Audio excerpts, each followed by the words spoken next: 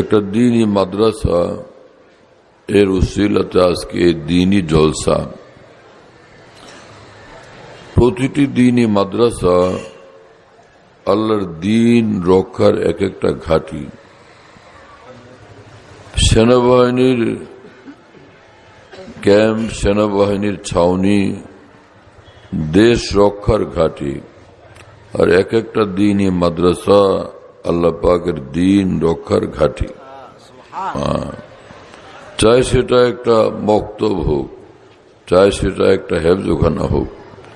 আর এই বড় বড় মাদ্রাসাগুলি তো ইলমের এক এক মস্ত বড় ঘাঁটি।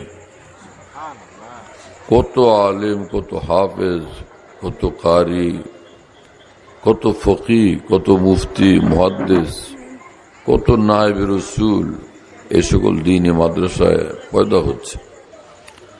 এবং যে উলামায়ে দ্বীন খেদমত করেন তাদের মর্তবা অকল্পনীয়, অনেক বড়।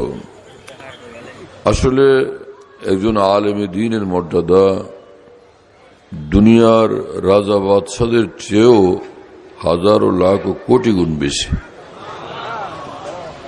হ্যাঁ, রাসূল পাক সাল্লাল্লাহু আলাইহি ওয়াসাল্লাম বলছেন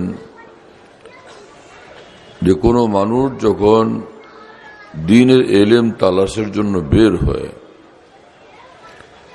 তো আল্লাহ পাক জাল্লা জালালুহু আম্মা নওয়ালুহু এত খুশি হন যে আমার কোরআনের ইলম সে শিখতে যাইতেছে এবং দ্বীন ইসলামের ইলম সে শিক্ষা গ্রহণ করবে। এইটুকু দেখলে আল্লাহ পাক তার জন্য জান্নাতের রাস্তা সহজ করে দেন। এবং রাসূল আকরাম সাল্লাল্লাহু তাআলা আলাইহি ওয়াসাল্লাম বলেন, ওয়া ইন্নাল মালাইকাতা লা তাযাউ আজনিহাতাহা রিজন লিতালিবিল ইলম। যারা দ্বীনের ইলম শিখেন এই ছাত্রদেরকে যখন আল্লাহর নূরের ফেরেশতারা দেখতে পান, সম্মান এবং শ্রদ্ধার চোটে নূরের ডানা তাদের পায়ের নিচে বিছায়া দেন। হাকিমুল উম্মত মুজাদ্দিদুল মিল্লাত মাওলানা আশরাফ আলী থানভী রহমতুল্লাহ আলাইহি বলেন, কোনো একজন ছোট্ট তালেবে ইলম দেখলেও তার প্রতি শ্রদ্ধায় আমার মন ভরে যায়, আমি শ্রদ্ধায় আপ্লুত হয়ে যাই। কারণ আমার রাসূল বলছেন এই কথা সাল্লাল্লাহু আলাইহি ওয়াসাল্লাম যে তালেবে ইলমকে ফেরেশতারা এরকম শ্রদ্ধা করে, সম্মান করে। তা আমি আশরাফ আলী কেন সম্মান করব না, কেন শ্রদ্ধা করব না? আমি কি আমার রাসূলের কথার উপর বিশ্বাস রাখি না? আমার ভাইয়েরা, এজন্য আমরা ছোটবেলা থেকে দেখছি আমাদের উলামায়ে কেরাম, আমাদের মাদ্রাসার বুজুর্গানে দ্বীন ছোট ছোট ছাত্রদেরকে শুধু মহব্বত আর প্যার আর আদরই করতেন না, তাদেরকে অনেক বেশি সম্মান করতেন।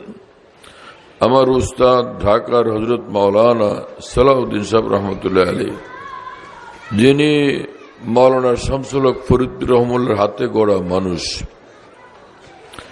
এবং মুহিউস-সুন্নাহ মাওলানা আবরারুল হক সাহেব রহমতুল্লাহ আলাইহির বিশিষ্ট খলিফা আল্লামা জাফর আহমদ উসমানী রহমতুল্লাহ আলাইহির শিষ্য।